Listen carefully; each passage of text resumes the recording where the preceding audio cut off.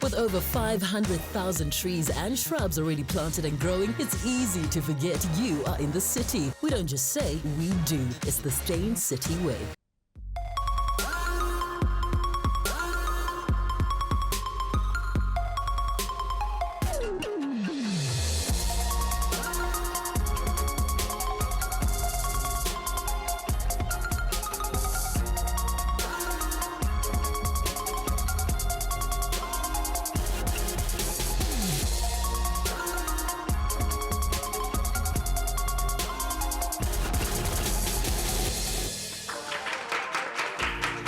What a time to be alive. I say the spirit of Wakanda is with us, okay? The excitement over Black Panther can literally be felt all over the world, and especially on the African continent. Black Panther finally premiered in South Africa last week, Friday. Welcome to Real Talk, coming to you live on SABC 3. So the film has already broken records, selling more tickets on day one of pre-sales than any Marvel movie before it. Audiences dressed to wow, cheered at the sight of South African actors and the use of Xhosa on screen. I know when they played Babes Odumo, we all lost our morals and then we galvanized them again.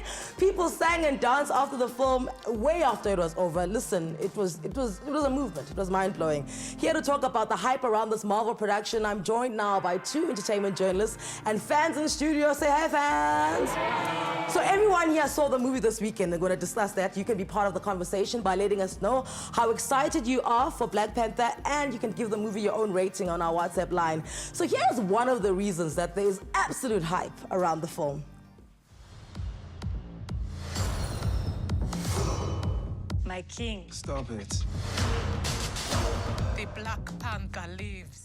Listen, you know, it really goes back to the 60s. Black is beautiful, you know what I mean? And the world might tell you otherwise. As you know, Peter mentioned earlier, there's been a lot of attempts to almost obliterate the continent of its authenticity and of its own representation. The thing I love about this film and about, you know, the female characters and our aesthetic in the film, you know, is that that's a celebration. We're celebrating what is unadulteratedly African, unapologetically African. The beauty of being a Black woman to me is that we have so much versatility. We can do so many different things with our hair and with our look, and that's a joyous thing. It's joyous to enjoy. Sometimes I feel we have a burden of trying to fit into an aesthetic that isn't ours, whereas ours brings so much delight and enjoyment and diversity, and you know, we can keep them guessing. It's about celebrating, like celebrate ourselves. There's so much joy in that. Lupita said this once, and I so agree. It's like there's a lot less emotional strife in just loving yourself. You know, it's a lot easier to just love yourself. I think, okay, so first, Phil, welcome back. Kay, welcome here for the first time. You're from Zalebs, ne? Yes, I am. Welcome, thank you so much for your time. Phil, I'll come to you. I think Danai Gurira, I just like saying her name, she best describes it by saying it was just a delight.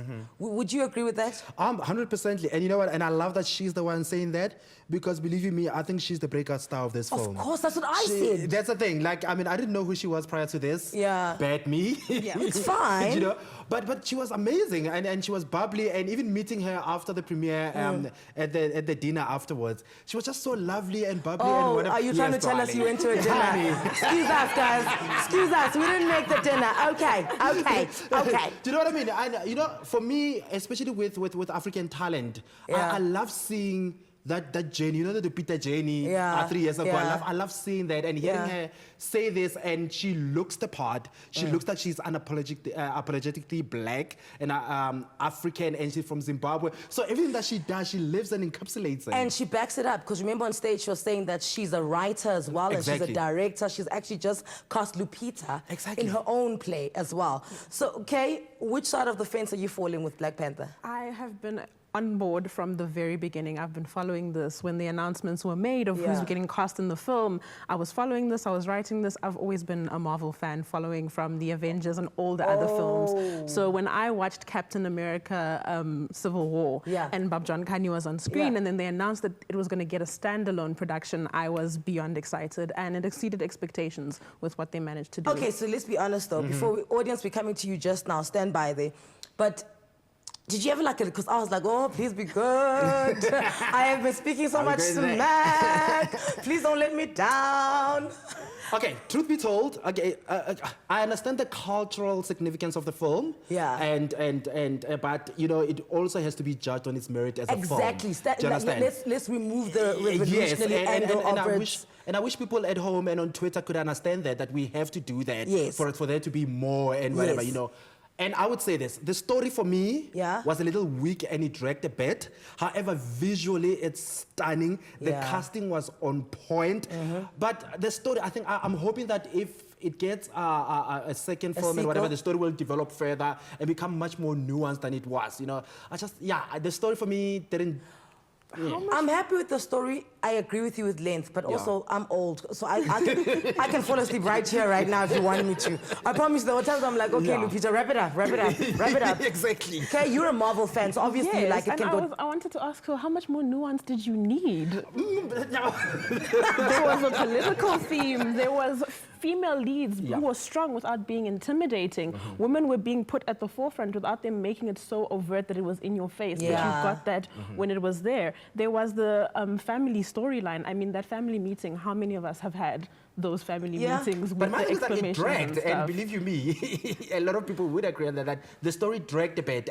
Because here's the thing, a superhero film, I'm not a Marvel fan, so I come from a point of saying, I need to get there and get entertained, I need to see action, and I need to be moved. How much action did you need? None of the action was there. No, what I'm saying is, I need the story to move me and the action, because I'm not a Marvel fan, so I don't know the background, I don't know the background and whatever. So when I'm in that theater, I'm judging that film as just any other film that I've seen. Okay, Sister Wakanda. Molo. Love your outfit. Hope you win. Tell us, what did you think? Listen, my biggest yay was how women were inspiring and powerful. And Africa is a very patriarchal continent. So for us to see women in the lead, women going forward, for me, listen, I left there and I was like, yes. You know, it was so beautiful. It's encouraging. A lot of African women are not allowed opportunities. And to see Shuri do such amazing technological advancements for me was you're right. I was like, I mean, would you agree that they were powerful but not masculine? Exactly. Which is what I liked as well, because if you're powerful, then this person who's like, oh, she's a man. No, she's a woman. She just happens to be powerful. My guy there with the hat. You're leaving the hat behind, just by the way. I will. For me, with me studying my master's in architecture, right, we've been continuously interrogating what African architecture is. So for me, it was very interesting to see what their perspective was. I'm not saying it was correct, but it was very complicated, because I mean, African architecture is complex and it's mixed, so it was very interesting. So okay, fine. So you're saying it was interesting, but give it out of 10. Then the architecture, because that's what your skill is. For me, I'd give it an 8. An 8. Okay. An 8, yeah. So 2 to improve. Okay, all right. Okay, I think in the sequel, maybe you should do a walkabout set and be like, that needs to go. Yeah, they need to hire me. Bring out the money. I like that. So out of 10, what are you giving the movie? I would give it an 8 as well. Like, I mean, everything else works, and I'm not surprised that it made 16 million in South Africa, and 60 million rand. 16 million rand between 16th and the 18th, so that weekend in South Africa, the movie made. Is that the highest we've ever had? No, it's not, unfortunately. It's probably 50 Shades of Grey, isn't it? I was trying to look for the stats earlier today, couldn't find them, but in the information that we got, Black Panther is the 3rd highest in the history of South Africa in terms of opening weekends. It's an animation. It's Avatar? The Minion ones. Despicable Me. Yeah, Despicable Me. Okay. And I think Furious 8 as well is the number 2. Oh, okay, because that reached I would have to billion. verify that. I know number 1 is Despicable Me. Number 2, I'll have to verify, but I think it's Furious 8. And I love him as long as it's not Leon Schuster. Give it quickly. I'm going to add break out of 8. Out of 10. Unbiased out of 10, I'd give it an 8. Unbiased, and the biased one? 10. All right. Kay from Zalibs, thank you for your time. As always, Phil Impella. You know, Mondays, this couch is yours. Black Panther is not just any film. And looking at the numbers so far, it's managed to prove that blockbusters don't need white male leads to sell tickets, which is what we've been told, right? Thank you so much to my guests, Phil Impella and Kay Tatyana Silisho, for sharing with us why Black Panther is not just any ordinary superhero film. On the other side of this, we catch up with one of South Africa's actors who stars in the film. Mam Koni Chume will be here. Stay with us.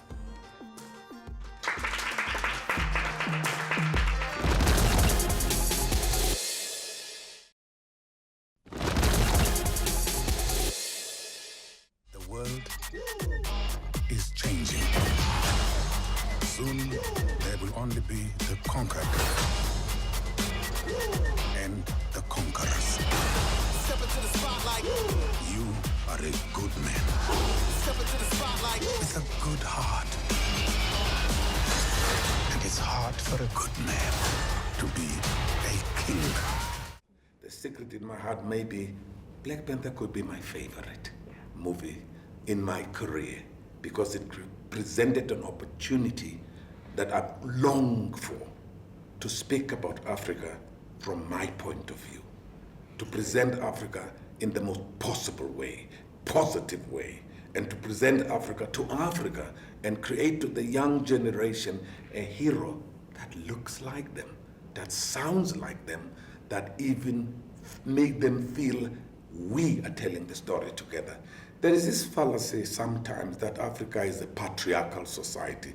Seeing this movie, I was impressed by how the casting, that the generals, the council, has got a higher percentage of women, and women were given the opportunity to present themselves as equal, if not a little superior to men. And this is going to a little rattle the traditional African. It will pose those questions, and that's why I like it that much, that it would create a dialogue immediately. All right, you're on Real Talk on SABC 3, where the stage is yours. Black Panther is the much talked about film right now, and just over the weekend the film got off to a superhero start, exceeding predictions of the $170 million that everyone thought it was going to do. We're thinking about $380 million. While the euphoria of Black Panther is still in the air, we as South Africans have much more to be excited about and proud of. Much of Black Panther's wardrobe, locations and art direction, as well as the isiXhosa spoken by the people of Wakanda, was inspired by South Africa. We're even more excited that 3 of our South African actors, Dr. John Kani, Atandwa Kani, as well as Mamkhoni Chume, acted alongside stars like Chadwick Boseman, Danai Gurira, Michael B. Jordan, Lupita Nyong'o, Angela Bassett, as well as Forrest Whitaker.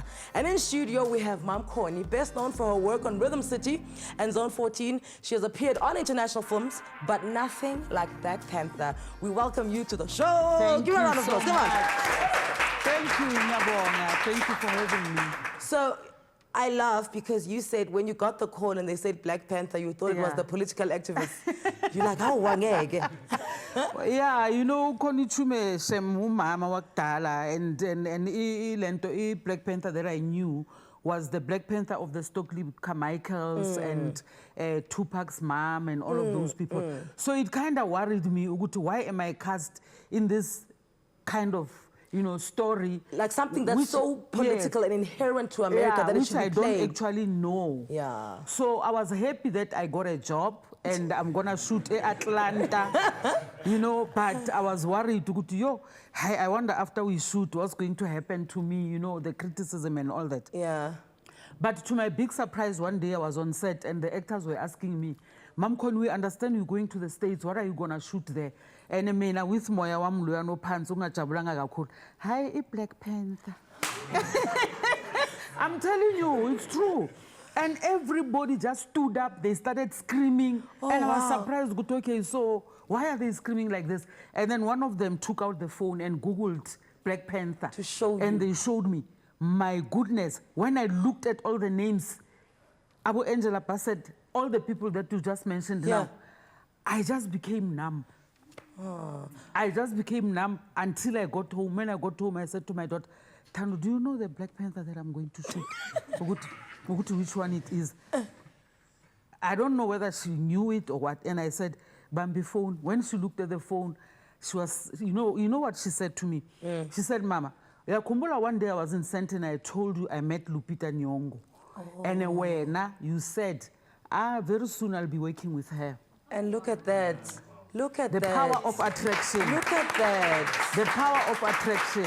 Do you know what I love? I read in your one interview where you said you knew you were going to get there. You didn't know how it was going to happen, but you knew you were going to get there. So when the call happens and when you figured out what's happening and you are in Atlanta and they are around you, I mean, you know, it's like, do you take a selfie and then work, or do you get them and be like, I belong here, ngola, ngola? And you know what? We were not even allowed to take pictures. Everywhere we were, it was like no pictures at all. Yeah. And it's very strange how, when I got there, I just had this calmness. And I think I still have it even namanje. And people get surprised with how it's going. You went to Atlanta and you were not telling us that you were shooting this kind of movie. Why are you so calm? I don't know why I'm so calm. But inside, I'm bubbling with excitement. Do you know, it was wonderful to watch, because I was at the premiere last week with you guys, and, you know, it was just wonderful. There's a sense of equality amongst you guys. It's not the international cast and the South African one.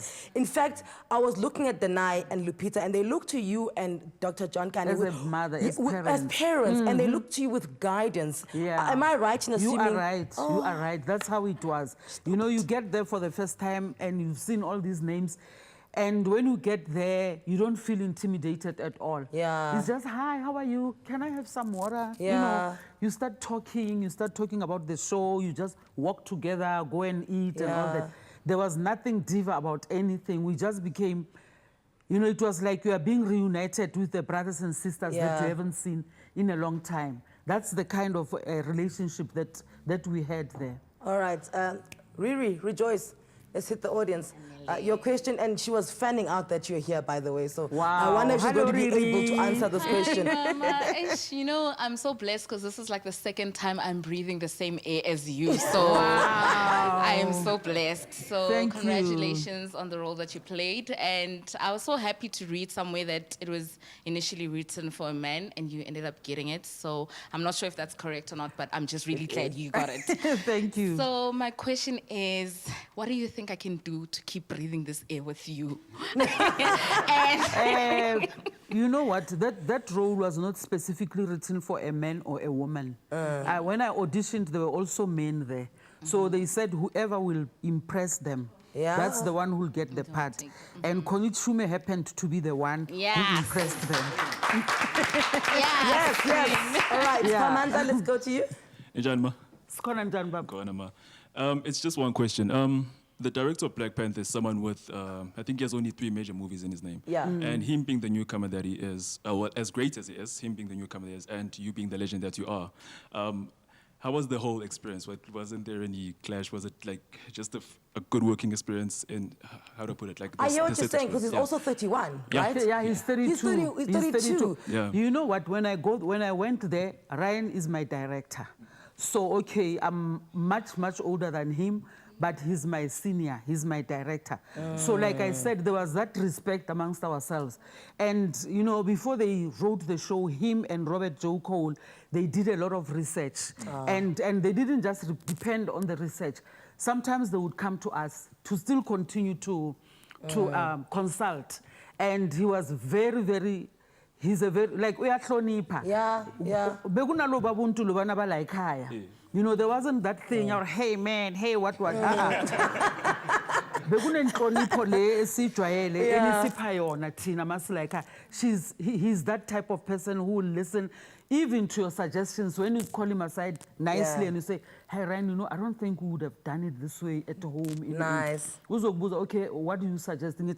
Maybe if we can do it like this and this. He listens. So we had a very good relationship with our director. I love him. I miss him like he's my own son. Yeah. So listen, last week, you and I were having a chat on my radio show, and you know, we're just talking, and then in the excitement, you know, Mam Connie came up with such a great idea that this movie is massive. This movie it's a phenomenon, right? And not everyone is going to be able to experience it, because some people, it's South Africa, guys, our economy is exactly what it is.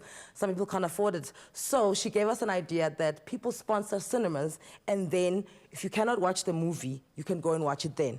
So she gave us this idea, and when she left, it lingered with us. So I just want to tell you that we are following on your idea. Yo!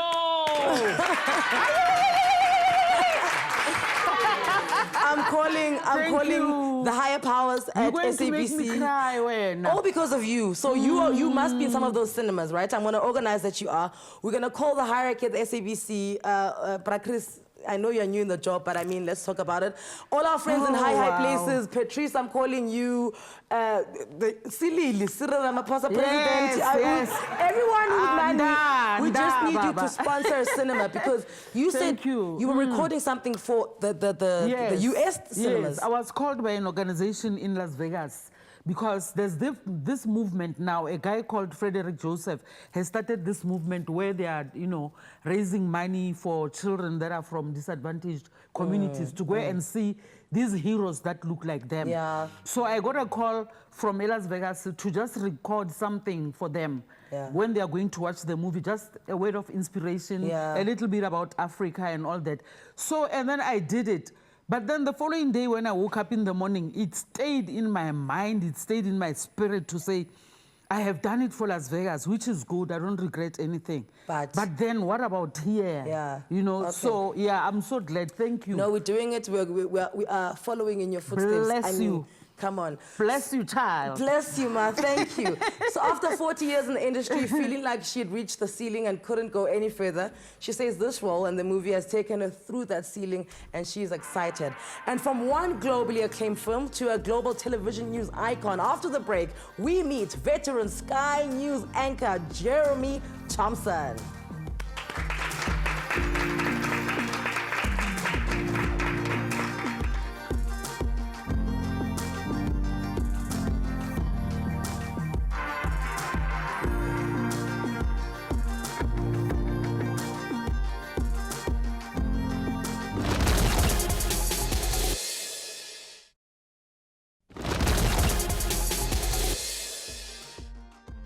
When an international news story broke, the chances were that Jeremy Thompson was either at the scene or covering it from London. He has seen enough of war and suffering to last him a lifetime as a foreign correspondent. Jeremy has covered more than 20 wars and civil conflicts. In 1989, he reported on the student uprising in Tiananmen Square, and a decade later, he was the first TV newsman to broadcast live as British peacekeeping forces rolled into Kosovo. He covered the first Gulf War in the 90s, and in 2003, he anchored Sky News' coverage of the Second Gulf War from Iraq and was the first TV newsman to present from inside Baghdad. Here at home, he has covered the release of Nelson Mandela, the murder of Chris Hani, the Boipatong massacre, and the Bisho massacre, for which he won an Emmy for. He's interviewed statesmen, the royal family, and rebel leaders, and dared to go where nobody else would go. At the end of 2016, Jeremy Thompson announced he was retiring after 50 years in journalism, with 23 years spent at Sky News. He's worked in TV for more than 40 years and covered 9 British general elections, 5 Olympics, and 5 US elections. This was his last show as anchor of Sky News.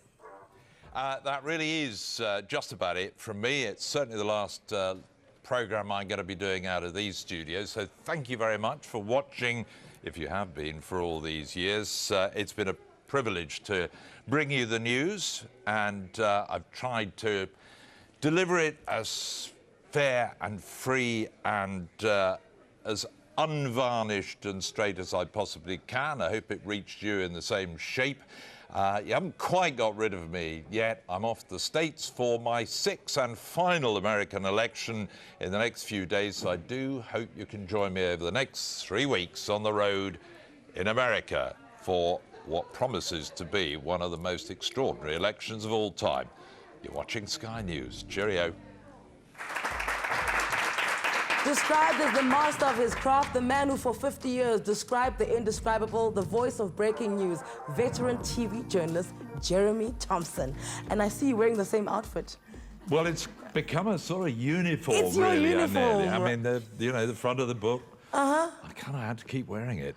So I'm Hope I didn't clash. No. The kids like it these days when colors don't match.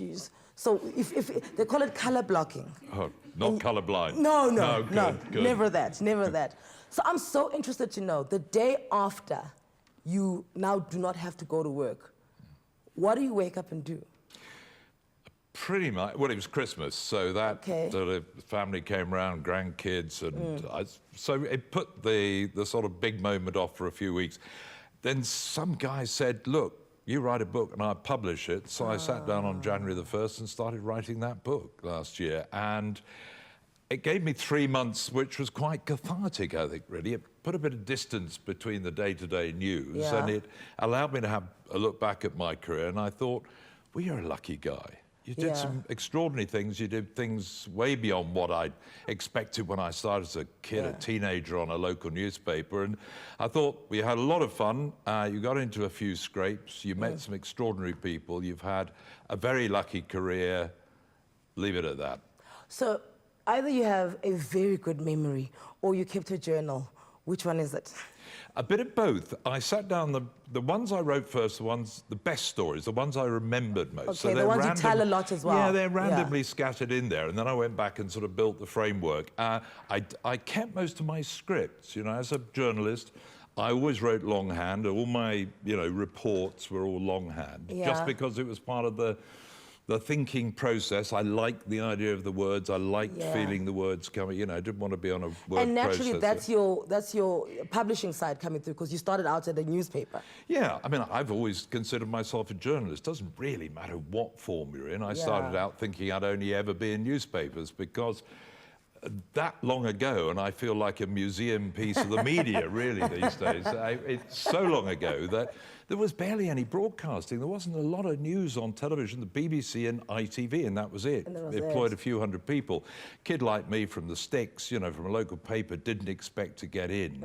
And then local radio started up, the BBC, and then regional television, and suddenly there was a way in, and we got a chance to get into broadcasting. And I suddenly found a whole new career opened up, and that was the route I took.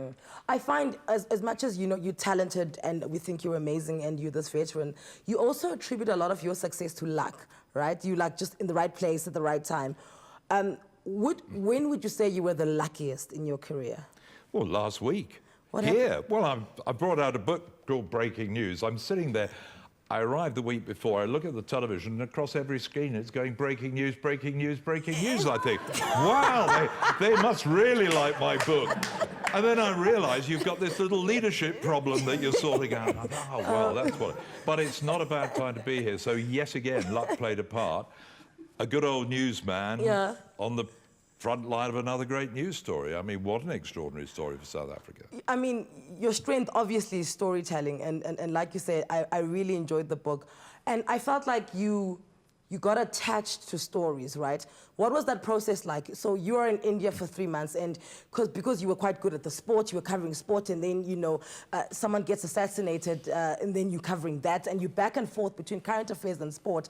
That after the 3 months, do you almost mourn it and be like, oh, it's come to an end? Yes, there'll be another one, but, I'm sad. Yeah, I mean, there's no doubt when you throw yourself into the furnace of a big story that's ablaze, I mean, you become terribly involved. And as I think I wrote in the book, and, one of the heroes of the book really is my wife, who put up with all this and long suffering, kept a stable base there. I mean, she, towards the end, realized that I was no use to man nor beast by the end of a big story. So she'd say, for goodness sake, take a couple of days off with the guys, go and have a beer and wind down. Otherwise, you'll be no good when you get home.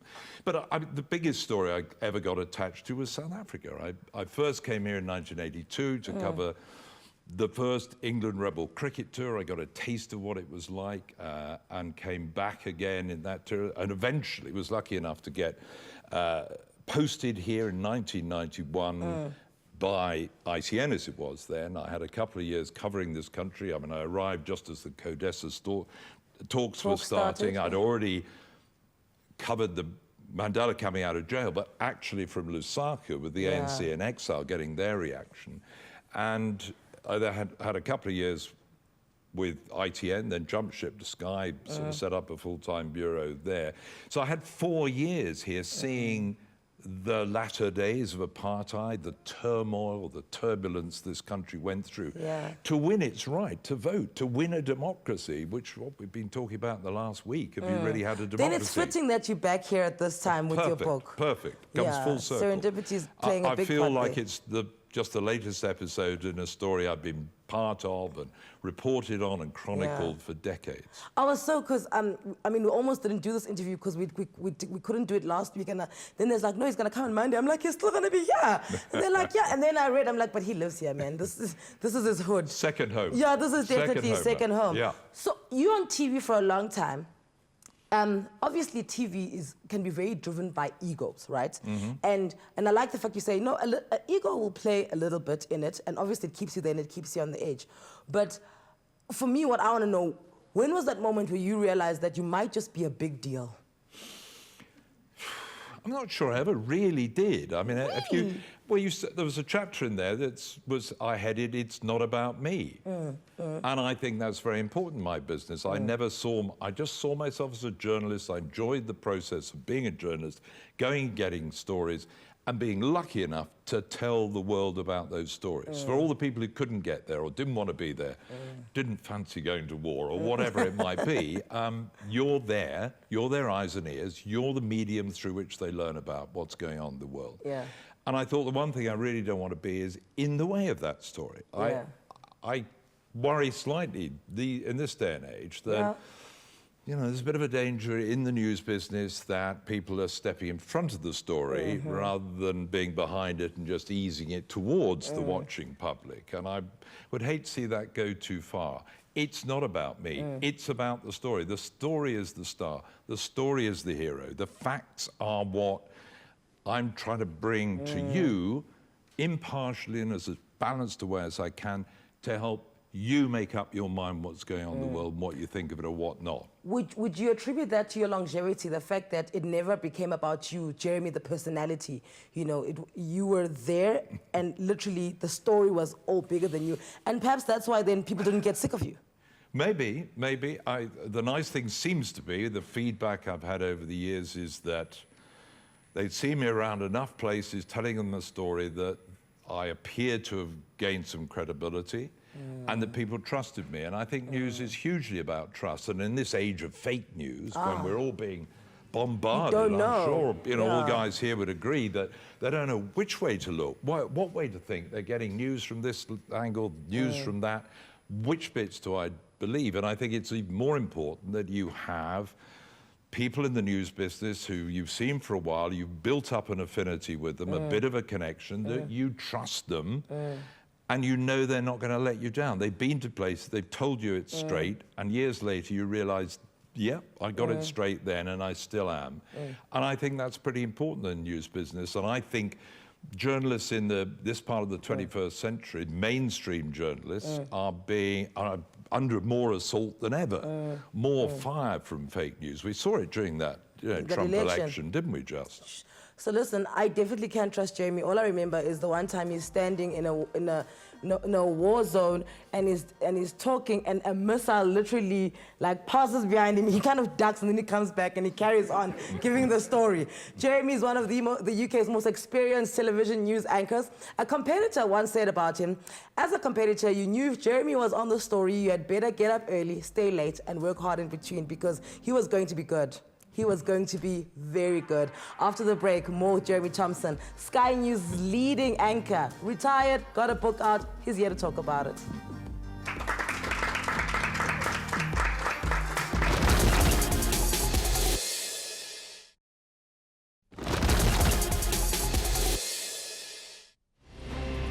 This is Sky News with Jeremy Thompson.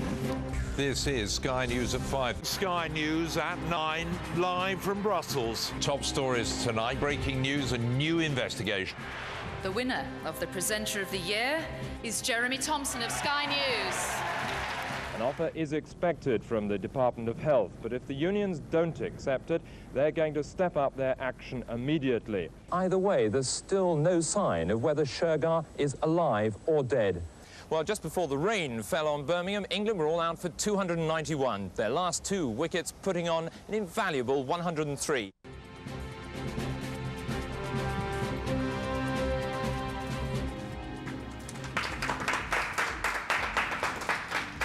And welcome back here on SABC 3, where the stage is yours. And today we've got Jeremy Thompson in studio.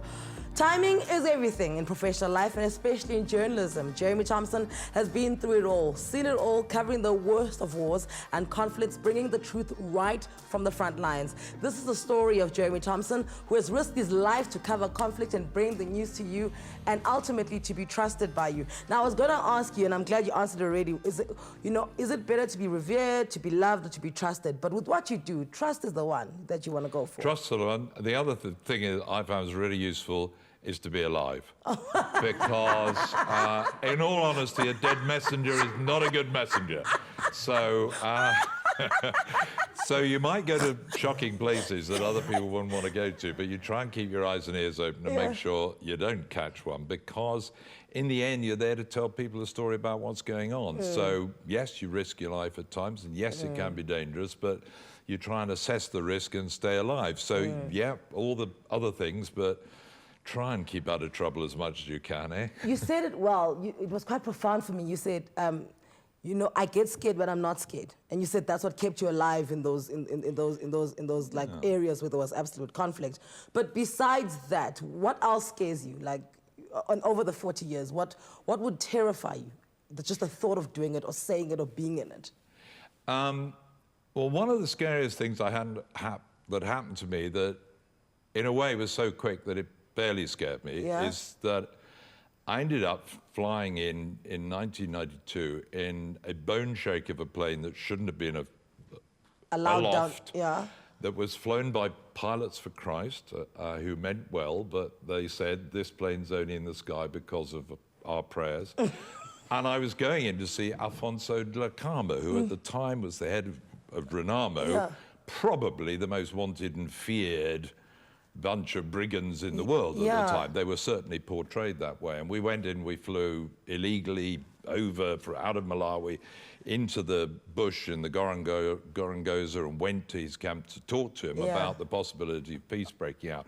And one day we're riding around, me and my cameraman, the only way they had of getting around was trials bikes, and we were on the back clinging onto two generals in very nasty old serge uniforms that clearly hadn't been washed in a long time. I was about to say, I bet the smell wasn't too pleasant. It was, as we say, like a very ripe cheese. Anyway, we go down a donga. Ian, my cameraman's bike, goes down in front of me, and I go down just after, and I see what looks like a black hosepipe spinning into the air, about 6 foot tall. And I barely have time to take it on board when it comes whistling down my back. And it was a black mamba, and it missed me by that much. And we were in the middle of nowhere. And as they say, did you turn around and say, okay, we're going home? No, we got back to our little thatched hut in Casa Banana, as La Cama's camp was known, and Ian said, it's your birthday. Let's break out the whiskey. So we had whiskey and biltong and recovered, but wow, was that close. Black mamba, if it catches you, sit under a tree and say goodbye. Just like say a final praise and, that's it. You know. Yeah. So Eddie, your first editor at the newspaper, he's sending you in a story and he says to you, sharpen your pencil, carry an extra notebook, and make sure you've got coins on you so that you can call us and give us the story, right? Yep. Now, that's the advice you got when you were breaking into journalism. Obviously, as the legend at Sky News, when people are new, they'll come like, that's Jeremy Thompson. Oh, that's Jeremy Thompson. And then finally, they'll pluck up the courage to come to you and ask for advice for their career. So what do you tell them? And I mean, mind you, you've seen it all change, right? From papers to radio to TV to color TV to social media. I say they ought to just sort of plant me somewhere and put Thompson Museum of Modern Media, because I literally did. I mean, a lot of people won't believe it, but we used to go out with a pencil and a notebook. You'd gather up a story on a newspaper. You'd go into one of those great famous British red phone kiosks. You'd put a 2-penny piece in and you'd phone a copy taker and say, hello, dear, right, you know, and then they'd tap away on a huge typewriter and take your story, and it would end up going onto newsprint and out into a newspaper. 50 years later, at the end of my career, I ended up doing one of those terrible terror attacks, the second one in Paris. Remember the nightclub? They got bombed and shot, and awful. And we ended up about 3 days into this where the police in Paris seemed to have got, they believe, the terrorists cornered. They're cornered. We raced up to cover it, and we had a little satellite truck that had driven over from London, but it got stuck in the traffic. So I'm standing there with this amazing story breaking, and one of my young colleagues simply whipped out my smartphone, stuck it on on a stand, pressed a button, we dialed into London. I did 2 hours of live broadcasting from an iPhone, and nobody batted an eyelid. The quality was good enough. We were still on the story. So, I mean, how life had changed. Because I'd gone from, my early days in television was literally film, where you had to go and take it into a processing bath before you could edit it, before you could get it on air in the evening. So it felt archaic. Then we went through the whole video stage. It got better and better and smaller equipment. But for a while, I mean, the satellite dishes were about the size of this studio. And suddenly you end up on a smartphone. This is it. I mean, what you can do these days, the immediacy of it, you can pretty much go anywhere in the world and just be live. All right, so we're going to go for an ad break, but out of all of that, there's an underlying, there's a thread, there's something that, even if technology changes and gets better, there's something that you must always keep about journalism, and I want to know what that is from you. His career in journalism is filled with nothing but adventure, as you've heard, heart-gripping episodes. For Jeremy, he would be in Srinagar at Christmas, or Mogadishu for New Year's, or facing a gun-toting tribesman in the back of their van, and often wondered, why? Why am I even here? Why am I not spending time with my family? Why am I not with Lynn, my wife? Let me just go home. We'll wrap it up after these.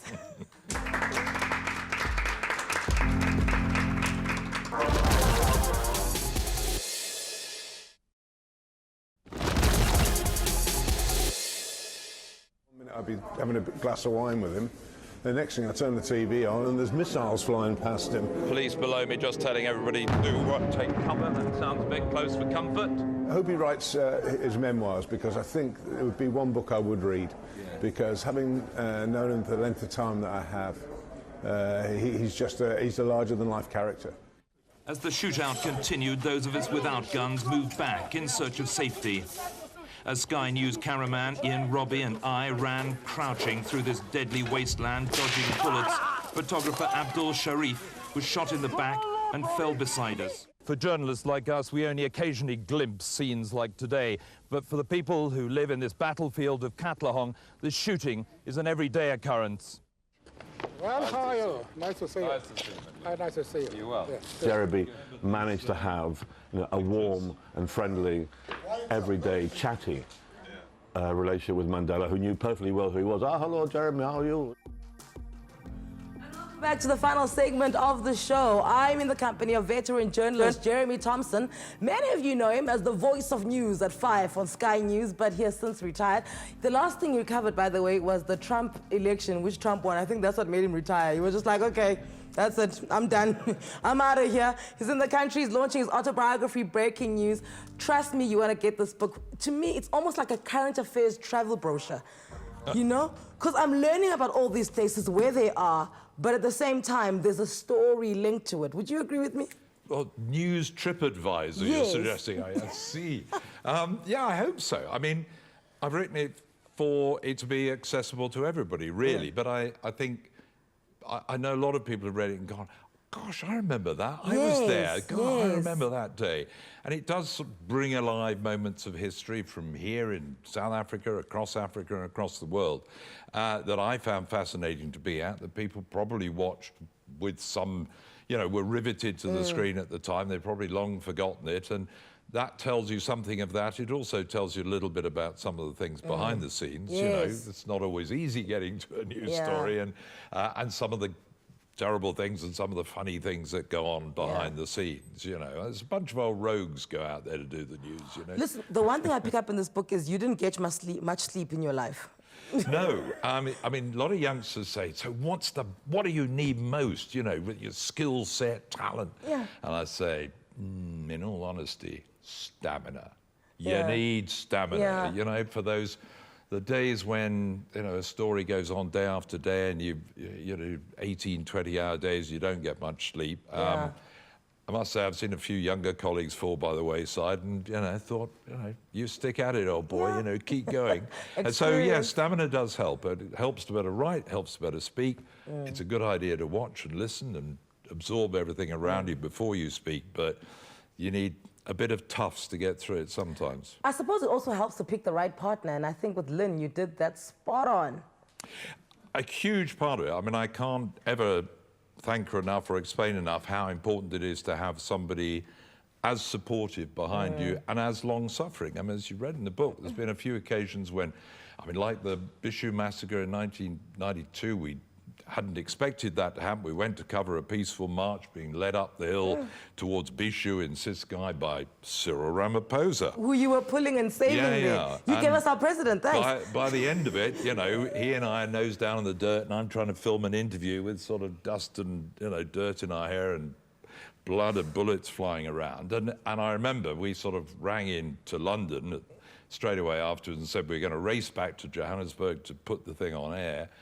And the foreign desk in London, very kindly, unbeknown to me, rang my wife and said, there's been a bit of a massacre, but they're all right. She's gone, what?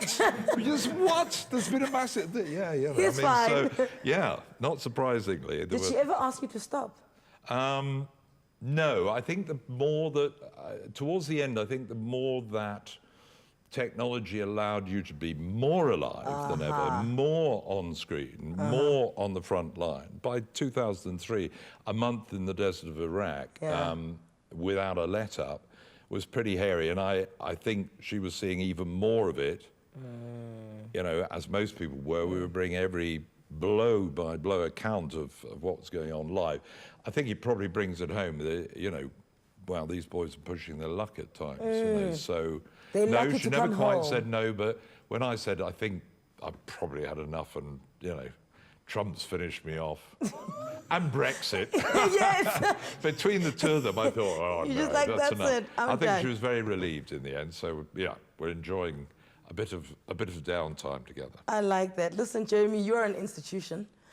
This book, you know, I'm so glad it's going to remain with us, you know. Long, long days going to remain with us. Keep doing what you're doing. You know, but if I look at Oprah and Larry King, and that's the level I put you at, there's going to be like 2 years, then you're going to start itching. You're going to be like, what can I do? And when you do decide to do something, it's fine. You can come back. Okay, what, you want a partner on the show? We can do this thing. We can do this thing. Okay, all right. All right, so his book covers his career from starting as a trainee on the Cambridge Evening News, age 19, through the years on BBC local radio and then ITN before joining Sky News in 1993 to set up its first South Africa bureau. It is available in major bookstores. You want to read this. It's gripping, it's enthralling, it's informative. Thank you so much to our guest, Jeremy Thompson, for joining us. And thank you to my audience who are looking fantastic, by the way. Round of applause to y'all. Tomorrow, it's not an illusion. We have in studio the illusionists all the way from Broadway, darling. You don't want to miss this one. They've got tricks up their sleeve from myself and the rest of the team on SABC 3. Good night. Isidingo is up next. Bye.